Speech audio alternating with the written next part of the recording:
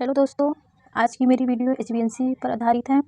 एचबीएनसी का मतलब होता है गृह आधारित प्रसूता एवं नवजात शिशु की देखभाल। ठीक है, इंग्लिश में अपन इसको बोलेंगे होम बेस्ड न्यूबॉर्न केयर। ठीक है, तो ये गर्भवती महिला के डिलीवरी की बात की है। तो जब गर्भवती महिला की डिलीवरी होती है तो उसको 3 दिन तक तो हॉस्पिटल में रखते हैं, है ना। और अगर सीजर से डिलीवरी हुई तो उसको 7 दिन रखते हैं। ठीक है, तो जब डिलीवरी अपन अभी नॉर्मल डिलीवरी लेके चलते हैं, जब उसकी नॉर्मल डिलीवरी होती है और तीसरे दिन उसका डिस्चार्ज होता है, फिर जब वो अपने घर आती है, फिर वहाँ पे जब एनम बहन जी जाती हैं उसके बारे में बात करेंगे। ठीक है, अगर मान लीजिए हॉस्पिटल में डिलीवरी नहीं हुई है, घर पर डिलीवरी हुई है, तो आपको उसी दिन जाना पड़ेगा 24 घंटे के अंदर, पहले दिन ही। और हॉस्पिटल में डिलीवरी होती है तो फिर आपको तीसरे दिन जाना होगा। तो जैसे मान लीजिए गर्भवती महिला जो थी उसकी डिलीवरी हो गई और वो घर पर आ गई, तो सबसे पहले हम एनम की बात करेंगे। तो एनम जी उनके घर जाएंगी, ठीक है, और सबसे नमस्ते करेंगी और हाल चाल पूछेंगी और वहाँ पर बैठेंगी, है ना। उसके बाद वो वहाँ के जो परिजन है और वो महिला है ना, उसको अपने आने का कारण बताएंगे कि मैं क्यों आई हैं। फिर उसके बाद जो एनम बहन है वो महिला को देखेंगी, जांचेंगी कि ये ठीक है, उससे थोड़ा सवाल करेंगी। जैसे कि आप एनम बहन पूछेंगी कि आपकी तबीयत कैसी है, और तो वो बोलेगी कि हाँ अच्छी है, अभी ठीक है।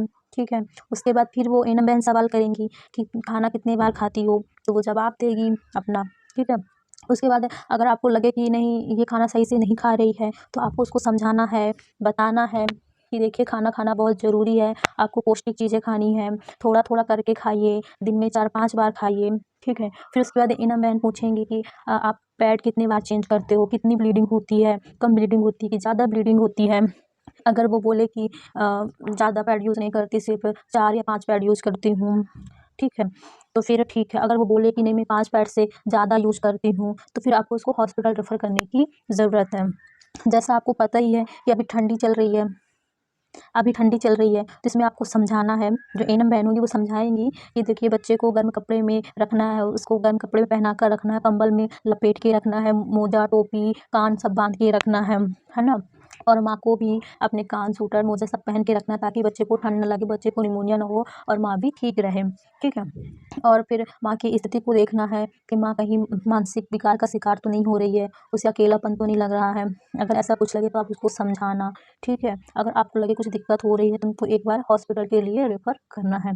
तो हम एनम की बात कर ले तो एनम घर में कितनी बार भ्रमण करती हैं, तो ये देखिए लिखा है माता की जाँच, पहला दिन, तीसरा दिन, 7वां दिन, 6 हफ्ता। ठीक है, इतने दिन एनम भ्रमण करती है। तो जो पहला दिन होता है तो वो हॉस्पिटल में निकल जाता है, तीसरे दिन तो वो आती है घर, फिर 7वें दिन में एनम जाती है उनके घर, है ना।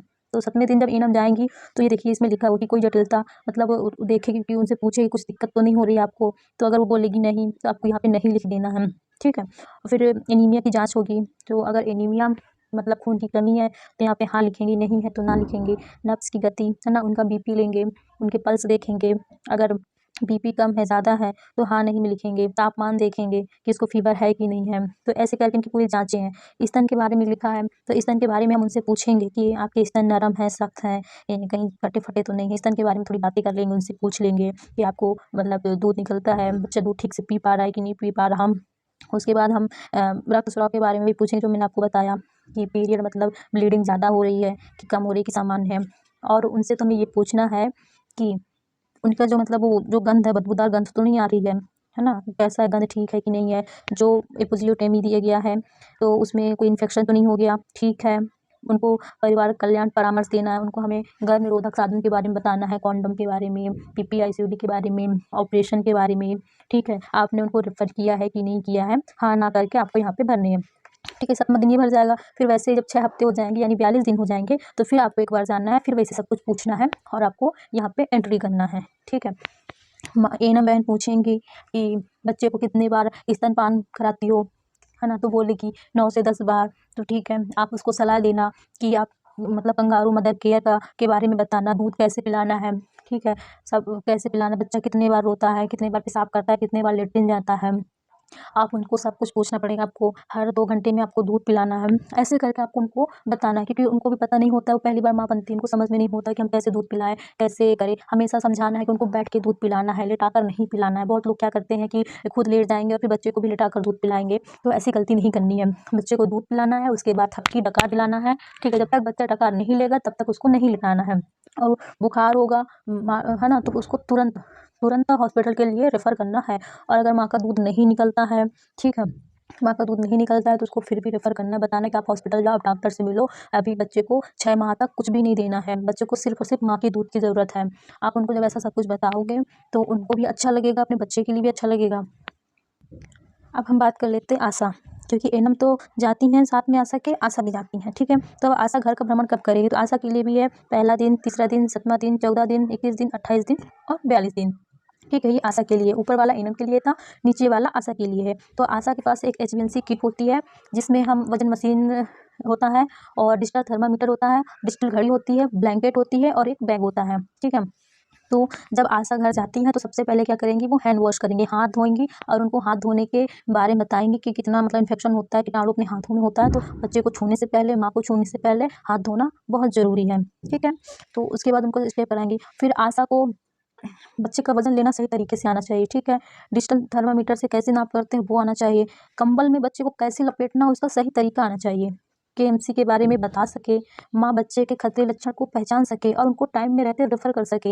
ये एक अच्छी आशा की क्वालिटी है कि उनको ये सब कुछ पहचान में आनी चाहिए, ठीक है? अगर बच्चा कम वज़न का है तो उनको तुरंत रेफ़र करना चाहिए, ठीक है? उनको आशा को बताना चाहिए कि देखिए बच्चा भी कम दिन का है, तो इसको नहलाओ नहीं, है ना? कम वज़न का है, तो इसको अभी नहलाना नहीं है, 8-9 दिन तक मत नहलाओ। परामर्श देना है, टीकों के बारे में बताना है कि बच्चा 1.5 महीने का हो जाएगा तो फिर उसको आंगनबाड़ी में लेकर आना, टीका लगवाना। और आशा देखेगी कि बच्चे को कोई जन्मजात विकृति तो नहीं है, ठीक है? अगर जन्मजात विकृति है तो अपने अधिकारियों को बताएँगी। अगर बच्चा ज़्यादा रोता है, सुस्त रहता है, उल्टी कर देता है, खूब ज़्यादा बुखार रहता है, शरीर का ठंडा रहता है या फिर पीलिया होता है, झटके आते हैं, तो ऐसे में आशा तुरंत 108 निःशुल्क जो रहती है जननी सुरक्षा वाले, उसको बुलाना है और तुरंत रेफ़र कराना है, ठीक है? परिवार को बताना है, समझाना है। ये HbA1c का मतलब यही है कि आप माँ और बच्चे को बचा लो, क्योंकि ये एक ऐसी नाजुक घड़ी होती है जिसमें माँ और बच्चे को दोनों की जान को खतरा होता है। तो सरकार ने इसीलिए ये चलाया है HbA1c कि आप उनके घर जाओ, उनकी देख-रेख करो ताकि उनको बचाया जा सके। अगर माँ और बच्चे 42 दिन तक बच गए तो समझो एक मातृ मृत्यु दर और शिशु मृत्यु दर को कम कर दिया। आई होप आपको वीडियो समझ में आई होगी, और नहीं समझ में आई होगी तो आप मुझसे कमेंट करके पूछ सकते हो, जो भी आपको दिक्कत आती होंगी। जैसे यहाँ एनम के द्वारा भरा जाएगा, ठीक है, हाँ नहीं, ठीक वैसे आशा के द्वारा भरा जाएगा। जैसे बच्चे का वज़न कम है तो हाँ लिखना है, नहीं है तो नहीं लिखना है।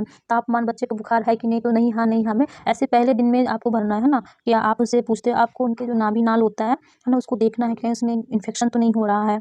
ये सब आप उनसे पूछते जाओगे, देखते जाओगे, तो इसमें आपको हाँ नहीं करके भरते जाना। पहले दिन में भरोगे, फिर तीसरे दिन भरोगे, 7वें दिन भरोगे, 14 दिन, 21 दिन, 28 दिन, 42 दिन, ऐसे करके आप कंप्लीट कर लोगे। उसके बाद आपके यहाँ पे एनम के सिग्नेचर होंगे और आशा सहयोगी के सिग्नेचर होंगे और यहाँ पे डेट डली जाएगी, ठीक है? ये देखिए यहाँ पे कुछ नोट्स लिखे हुए हैं, मैं आपको बताती हूँ। घर में प्रसव की स्थिति में पहले दिन ही जाँच होगी। जैसा मैंने आपको बताया है कि अगर डिलीवरी घर पे होती है तो पहले दिन ही जाना होगा। अगर शिशु का वेट 2.5 kg से कम है तो ये खतरे की निशानी है, ठीक है? तो इसको अपने निर्धारित दिवस पे ही घर का भ्रमण करना है। और शिशु का वजन 2 kg से कम होने पर एनम से स्तनपान एवं कंगारू मदर केयर KMC त्वचा से त्वचा संपर्क विधि की बताना। मैं आपको बताती हूँ कंगारू मदर केयर क्या है। इसमें देखो आपको क्या करना है कि आपको अपने कपड़े सीने के कपड़े उसको उतार देना है, ठीक है? और बच्चे का भी पूरे कपड़े उतार देना है। उसके बाद माँ की त्वचा और बच्चे की त्वचा आपस में सिमट जाए, ठीक है? त्वचा संपर्क करे, तो इससे क्या होती है, माँ की गर्मी बच्चे में जाती है और बच्चे की गर्मी माँ में आती है, तो दोनों में एक स्नेह बंध बनता है और बच्चे का भी जो तापमान होता है वो सही होता है, जिससे बच्चा बीमार नहीं पड़ता है और उसको निमोनिया भी नहीं होती है। कम वजन का बच्चा है तो उसको ये ज़रूर करना चाहिए कि त्वचा से त्वचा संपर्क देना चाहिए। KMC कोई भी दे सकता है, चाहे पापा हो, चाहे दादा हो, चाहे नानी हो, कोई भी दे सकता है, ज़रूरी नहीं कि माँ ही दे, ठीक है? तो त्वचा से त्वचा का संक्रमण देना। और अगर ठंडी में है तो आप ठंडी में क्या करना, आप एक ब्लैंकेट कंबल ओढ़ लेना, जिससे आपको भी और बच्चे को भी ठंडी ना लगे। Thank you so much.